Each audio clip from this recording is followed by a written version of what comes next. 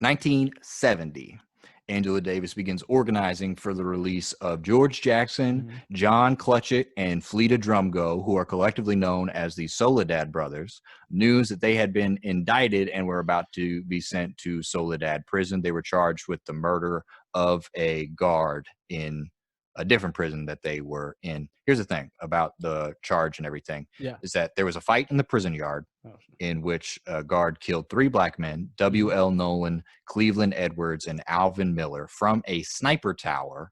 And it was like pretty well known and established fact that this guard was like really racist. Uh-huh. And the jury ruled it a justifiable homicide. And then after that ruling, the guard was dumped over a rail and he fell to his death. Now, there's no evidence. This is what Angela Davis is saying in her autobiography. There's no evidence that the Soledad brothers were the ones to do it, but they were known as militants, and so they were kind of like the perfect targets to point the finger at. And part Uh, of the work that she was doing was working with George Jackson's little brother, Jonathan Jackson. And she has been like writing letters to George Jackson and reads a copy of his book called Soledad Brother. George Jackson is kind of like a known colloquially, I think, as the Malcolm X of prisons. Mm. So that's to give you like a key of like what type of like person he like, what type of level of stature he was in terms of some type of activist within prison. Mm-hmm. I don't know much about it, but I also know have read kind of sparingly when I was doing the Fred Hampton book, because Jeffrey Haas had some kind of connection to that story, about like the Black Guerrilla family, which is a prison gang now, I guess, was started as a Marxist organization in prison or something like that. There's like has like some Marxist values. It'd be an interesting story to look at, but it seems a lot more complex than I had thought it was. And there's a lot that goes into it. August 7th of 1970, they had been doing some organizing and like attending the trials of the Soledad brothers and everything. And on that date, there is what's called the Marin County Courthouse Revolt.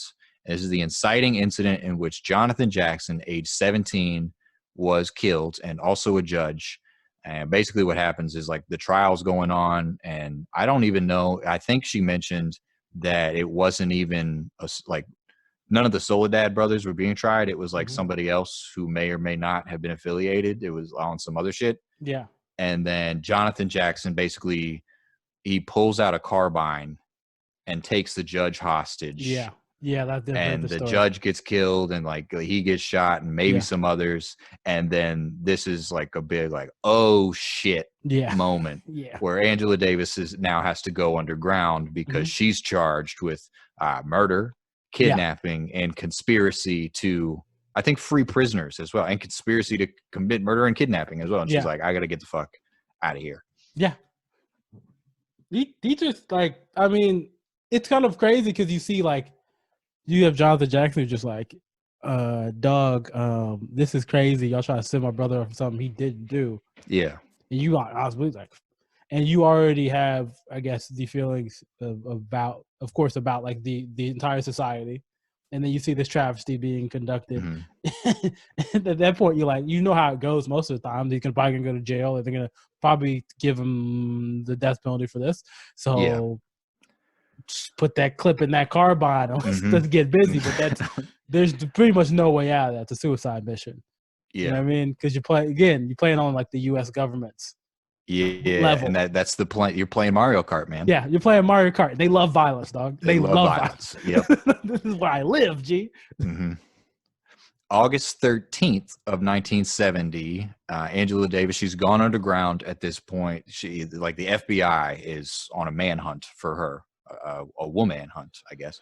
Okay. She's in New York, and she's running out of options. She has no money. All of their allies are under surveillance, and she's eventually arrested at a motel, sentenced to the New York House of Women's Detention, awaiting extradition to California. And at first they put her in the mental ward, and she said it was like worse than solitary to be surrounded by women who like clearly needed professional help. Like there was one of them who was like schizophrenic, and then another who was like a teenage girl who was like a heroin addict and going through just intense withdrawals.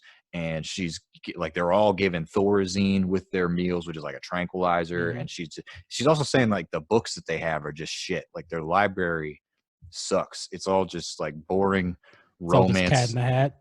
Yeah, man. Or it's just something like boring, smutty romance novels and like crappy crime dramas. You know, like Vince Flynn, like the Vince Flynn types. Oh, Hardy Boys. Hardy Boys. Just like, I don't want to read this shit. It's all the books where Dr. Seuss was super hateful of Asian people. all the ones they're pulling off the shelves. It's like that's what you've got to read, you know. It's all like just the Hardy Boys is, bruh. Or like it was a weird time when people were. It's weird when people, as a kid, people would hand you Hardy Boys. You'd be like, I don't want that shit, dog. Bullshit. Man, I like to read. That was the thing, and I never read the Hardy Boys. I was like, I remember that moment where like somebody's like, "Oh, Hardy Boys." It's like, no, I'm gonna read Goosebumps, bro. Yeah, come on. I don't want to. I want to read Animorphs or some shit. I don't want to read fucking the Hardy Boys. Hardy Boys? What are you talking about? Hardy Boys? Get the fuck out of here. Two people in sweaters going around solving mysteries. Ooh, got a big flashlight on the cover, like, oh, they're investigating a train car. On this cover, like, fucking next. Come on, man. I'm gonna tell you right now, Hardy Boys would have ran into the wrong people. They would have got murdered. What? They would, huh? What'd you say? I would say the Hardy Boys would have ran into the wrong people. They would definitely got murdered. Oh yeah, no, Hardy Boys definitely got murdered. No, they don't know what the fuck they got lucky on every one of their goddamn little Hardy Boys. Get out of here. December 21st of 19. I'm sorry. She's eventually moved into the main prison population at the woman's. The New York Woman's House of Detention, and she's talking with them about communism after one of the prisoner acts, and they're like, "All right, you got to go back to solitary now. You can't you can't be doing that shit. Come on, you be organizing. Don't organize here. Organizing in the prison. None of that shit, right?" December 21st of 1970, there's a huge protest on Greenwich Avenue, spearheaded by the New York Committee to Free Angela Davis, and Angela's like shouting at them from her cell because it's like within sight of her, because eventually she gets moved back into like a different floor. And then shortly after that protest, she's extradited